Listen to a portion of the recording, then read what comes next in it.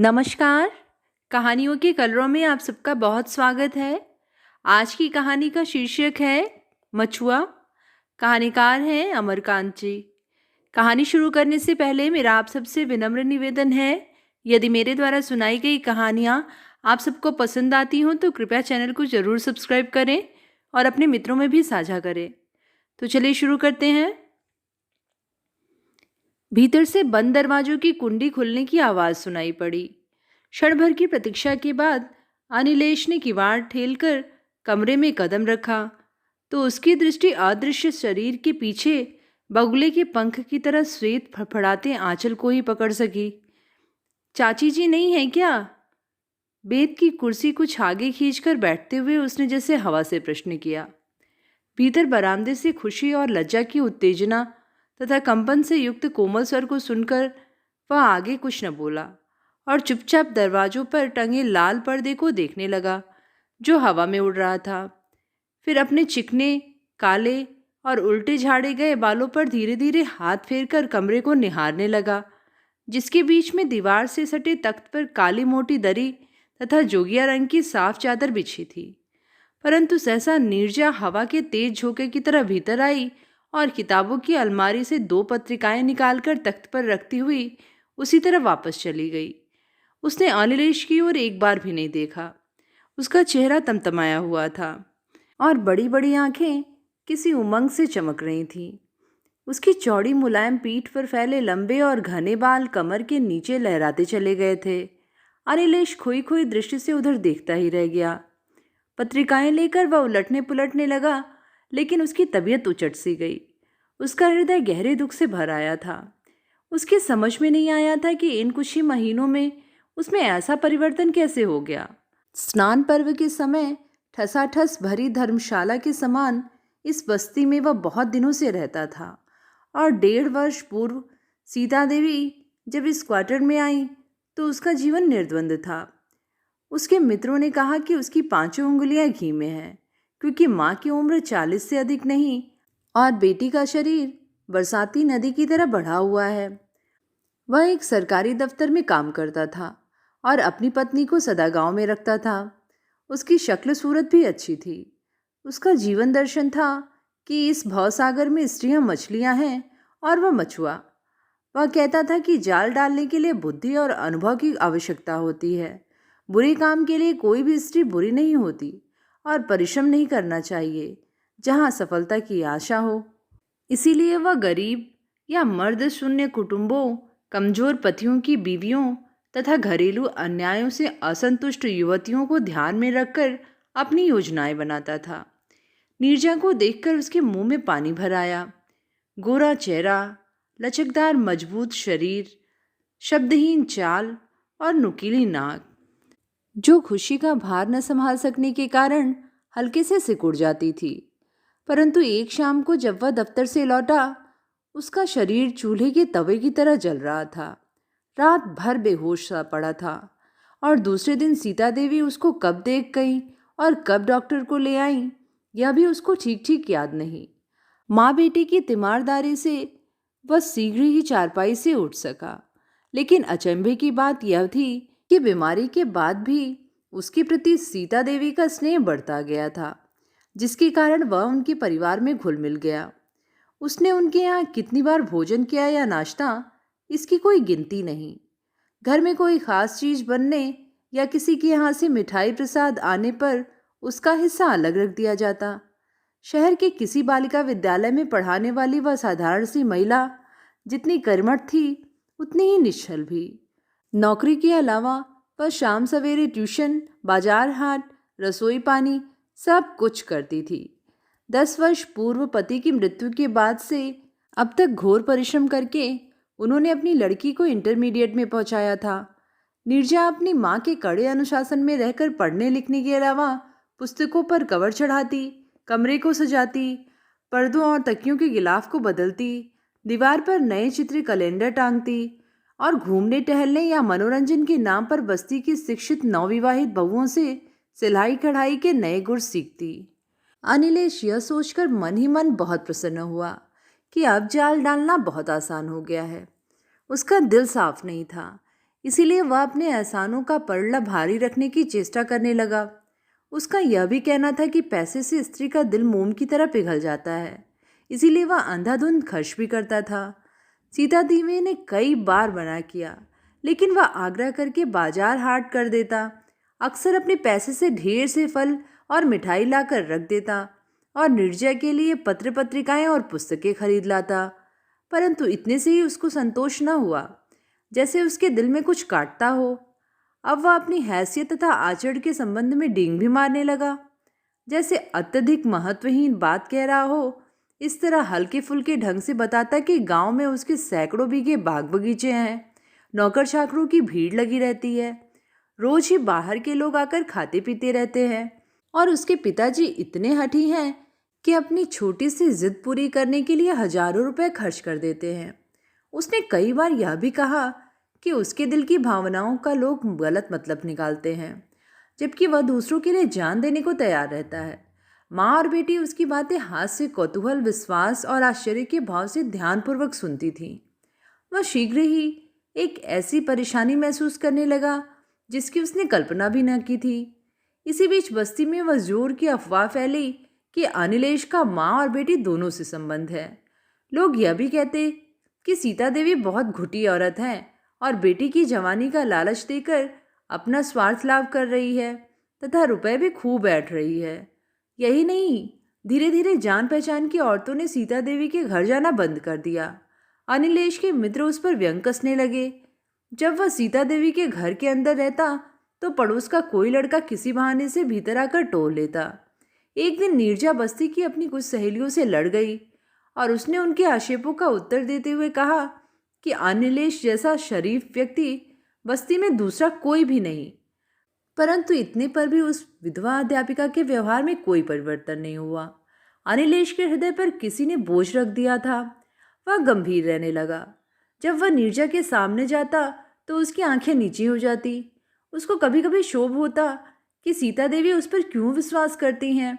वह अक्सर कहती थी कि यदि उनका बच्चा जीवित रहता तो आज उसी की शक्ल, सूरत और उम्र का हुआ होता। उनकी बड़ी बड़ी निश्चल और पीड़ामयी आंखें उसका पीछा करने लगी। नीरजा का जीवन सूखे धान की तरह रहा था, जिसमें अब पानी पड़ गया था।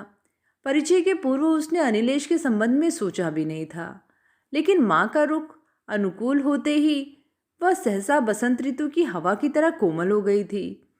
माँ की असहायता, कष्ट और एकाकीपन के कारण वह सदा दहशत और घुटन के बीच रहती आई थी।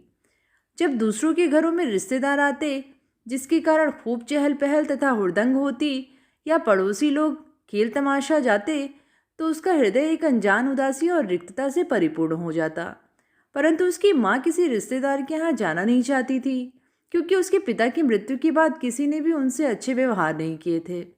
वस्तुतः परिस्थिति की मजबूरी और साहस की कमी के कारण नीरजा अपनी माँ के दिमाग से ही सोचती थी, और उसमें एक ऐसा हीन परावलंबन का भाव बना रहता कि उसने कभी अपने संबंध में विचार नहीं किया था। अनिलेश का आगमन उसकी जिंदगी में एक नई घटना थी, जिसने उसके मन को स्फूर्ति और रहस्यमयता से भर दिया। वह अत्यधिक खुश रहने लगी। उसको प्रथम बार महसूस हुआ कि उसकी माँ से अलग उसका एक स्वतंत्र जीवन है। वह अपनी जवानी और उसके सुख और पुरुष के प्यार के संबंध में सोचकर अनिलेश के प्रति कृतज्ञता का अनुभव करने लगी, और जैसे उसी कृतज्ञता का बदला चुकाने के लिए वह अनिलेश को प्यार करने लगी। अरे तुम बैठे हो? क्या बताऊं, मुझे बड़ी देर हो गई। सीता देवी ने कमरे में कदम रखा तो अनिलेश चौंक कर खड़ा हो गया। उनके चढ़े मुख से प्रकट था कि वह धूप में पैदल चलकर आई हैं। वह दरवाजों का सहारा लेकर सुस्ताने लगी थी। उनके दाहिने हाथ में एक बड़ा झोला था और उनकी चप्पलें धूल से भरी थीं, तथा प्लॉट के बीच में एक मोटी सी नीली नीली उभर आई थी। चाची जी, मुझसे कह दिया होता। अरे नहीं बेटा, तुम बैठो, खाने में क्या देर है नीरजा। वह फुर्ती से भीतर गई। तैयार तो है। नीरजा के उत्तेजित स्वर में कृत्रिम नाराजी और प्रच्छन्न खुशी के छटकाव का आभास था। कुछ देर तक माँ बेटी में ना मालूम क्या खुसर फुसर होती रही, जिसके बाद बर्तनों की छन छन खन खन सुनाई देने लगी। हवा खूब तेज चल रही थी, जिसके कारण पर्दा फड़फड़ा कर उड़ता था तो बाहर की धूप आंखों को चौधिया देती थी। अनिलेश को अब पूरी तरह समझ में आ गया कि नीरजा आज प्रथम बार अपने हाथ से रसोई बनाकर उसको खिला रही है, इसीलिए बहुत खुश और शर्माई हुई थी और सामने आने से बच रही थी। वह जानता था कि वह उसको बुरी तरह प्यार करने लगी है और आज वह एक हल्का सा संकेत कर दे तो वह सब कुछ न्यौछावर करने को तैयार हो जाए। और यह विचित्र बात थी कि ज्यों-ज्यों वह गंभीर होता गया, नीरजा उसके साथ और साहस तथा शौखी से पेश आने लगी।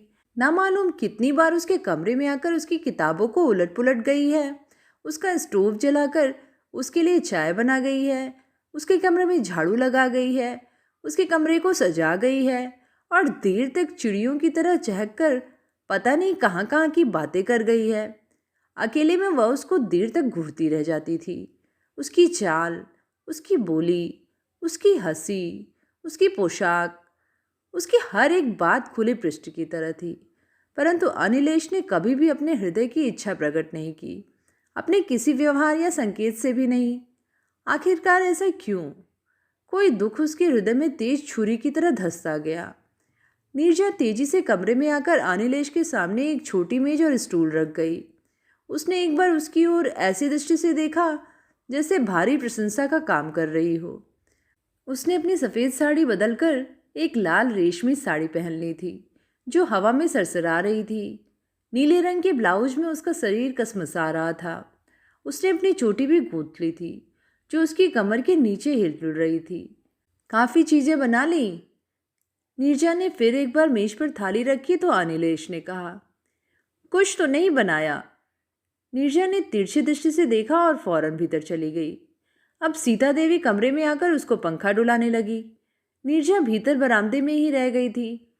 सामान सचमुच बहुत अधिक था। पूड़ी, कचौड़ी, रसेदार तरकारी, खीर, दही वड़े, पापड़, चटनी, अचार। एक प्लेट में फल तराश कर रखे गए थे। कमरे में घी और मसाले की मिलीजुली खुशबू उड़ रही थी। अनिलेश को सचमुच जोर की भूख लगी थी और वह सिर नीचा करके चुपचाप खाने लगा। बहुत दिनों से जिद कर रही थी कि भाई साहब को एक दिन बनाकर खिलाऊंगी। सीता देवी हंसकर बोली, आज बहुत सवेरे ही उठ गई थी। मैंने कहा कि इतनी चीज़ें बनानी है तो थक जाएगी, मैं मदद कर दूं, लेकिन वह बिगड़ गई। इसने झट कसम धरा दी कि एक चीज़ में भी मैं हाथ न लगाऊं। अम्मा, नीरजा ने भीतर से रुआंसी आवाज में प्रतिवाद किया। अच्छा भाई, मैं अब कुछ न बताऊंगी। अनिलेश ने सीता देवी की ओर देखा।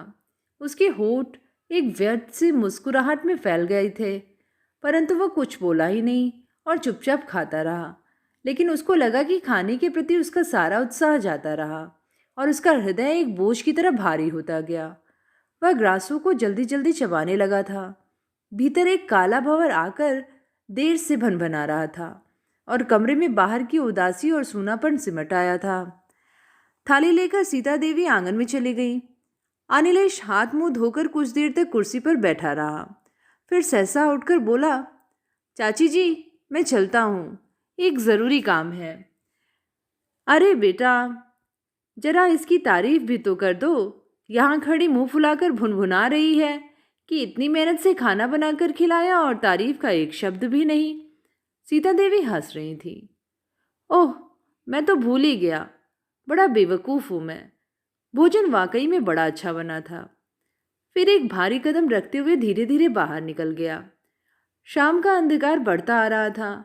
आकाश में काले काले बादल दौड़ रहे थे और हवा उसी तरह झकझोर रही थी। अनिलेश ने अपने शरीर पर से चादर हटा दी और हड़बड़ाकर इस तरह उठ खड़ा हुआ जैसे ज़रूरत से अधिक सो चुका हो। परंतु दरअसल उसको एक क्षण के लिए भी नींद नहीं आई थी। वह जल्दी जल्दी कंघी से बाल झाड़ने लगा क्योंकि उसको याद आया कि सीता देवी इस समय ट्यूशन पर चली जाती हैं। बाहर निकलकर उसने सीता देवी के क्वार्टर की ओर उड़ती नज़र से देखा, लेकिन दरवाज़ा भीतर से बंद था। वह पान की दुकान की ओर बढ़ गया। बस्ती भर में लड़के सड़कों तथा अपने दरवाजों पर पार्क में लड़ती चिड़ियों की तरह शोर मचाते हुए थे। क्वार्टरों के अंदर से अंगीठियों के धुएं उठकर फैल रहे थे। उसने दुकान पर पहुंचकर एक सिगरेट ली, उसको सुलगाया और कश खींचते हुए वापस लौट आया। उसका हृदय घोर पश्चाताप, दुख और निराशा से भरा हुआ था। कमरे में वह जब एक चारपाई पर लेटा रहा, उसके दिमाग में एक अजीब अजीब विचार मंडराने लगे। यहाँ तक कि अब उसका शरीर सुन्न सा हो गया। सचमुच उसने अब तक अपने जीवन में एक भी अच्छा काम नहीं किया, जबकि उसकी उम्र 30 वर्ष की लगभग थी और उसके कई बच्चे हो गए थे। शरीर में जितने रोए नहीं थे, उससे अधिक तो उसमें दुर्गुण थे। वह अब तक झूठ, दंभ, व्यभिचार और आक्रमणिता के बल पर अपने को श्रेष्ठ समझता रहा। दफ्तर में वह गप सड़ाका में ही अपना समय गुजार देता था और जब अफसर आपत्ति करता था तो वह उसके व्यक्तिगत जीवन के संबंध में झूठी बदनामियां फैलाता था। उसको साथियों को आपस में लड़ाने तथा एक दूसरे की शिकायत करने में आनंद आता था और अपने गांव में जाकर तो वह और शेर हो जाता था। चूंकि वह शहर में रहता था, इसीलिए वह अपने को काफ़ी श्रेष्ठ समझकर वहाँ से गरीब और अशिक्षित लोगों की आलोचना करते हुए कहता था कि हिंदुस्तान के लोगों की असभ्यता दूर नहीं की जा सकती। इतना ही नहीं, अपनी उच्चता और अहमन्यता में वह कभी भी अपनी सीधी सादी बीवी से प्यार से नहीं बोलता था, क्योंकि वह सब कुछ अधिकार के बल पर प्राप्त कर लेता था और काम निकल जाने पर उसको बेहद गुस्सा आता था और वह उसको डांटता डपटता तथा कभी कभी पीटता भी था। सीता देवी के दरवाजों पर पहुंचकर उसके कदम ठिठक गए। बस्ती अंधेरे में खो गई थी। यद्यपि बिजली की रोशनियां बाहर निकलकर क्वार्टरों के अस्तित्व को प्रकाशित करने की कोशिश कर रही थी। उसने दरवाजों पर दस्तक दी। भीतर से दरवाजा खोलकर नीरजा ने सिर बाहर निकाला, परंतु अनिलेश पर दृष्टि पड़ते ही वह बिजली की फुर्ती से पीछे हट गई। वह भीतर पहुंचा तो नीरजा दीवार के सहारे चुपचाप खड़ी थी। उसकी दृष्टि नीचे थी और वह अत्यधिक गंभीर भी थी। एक गिलास पानी पीऊंगा। वह घबरा गया था, क्योंकि उसकी शारीरिक शक्ति जवाब दे रही थी। पानी पीने के बाद उसने गिलास उसकी ओर बढ़ाया तो वह डर गया। वह उसके पास खड़ी थी और उसको एकटक देख रही थी। उसकी आंखों में प्यार की भूख थी, निर्लज्ज प्यार। उसके होठ कांप रहे थे। उसको अपने शरीर का होश नहीं था। वह अपने स्थानच्युत आंचल के सिरे को अपनी अंगुलियों के बीच में बुरी तरह मसल रही थी। नीरजा, यह उचित नहीं है। अनिलेश का गला सूख रहा था और वह डर कर चुप हो गया, क्योंकि नीरजा का चेहरा फक पड़ गया। हाँ नीरजा, उसने फिर कहना शुरू किया, तुम पर गंभीर जिम्मेदारियां हैं। तुम्ही को अपनी माँ के दुख को दूर करना है। तुमको आगे बढ़ना है। जाइए यहाँ से, जाइए। नीरजा सहसा चीख उठी। अनिलेश ने स्तंभित होकर क्रोध से तमतमाए उसके चेहरे को देखा। नहीं नहीं, आप जाइए, मैं पैर पड़ती हूँ, आप जाइए। वह क्रोध से हाँफ रही थी, लेकिन उसकी आंखों से झरझर आंसू गिरने लगे थे। अनिलेश असक्त कदम रखते हुए कमरे के बाहर निकल गया। तो ये थी कहानी मछुआ। कहानी आप सबको कैसी लगी नीचे कमेंट में लिख के ज़रूर बताइएगा। आगे भी ऐसी ही कहानियाँ सुनते रहने के लिए चैनल को ज़रूर सब्सक्राइब करें। धन्यवाद।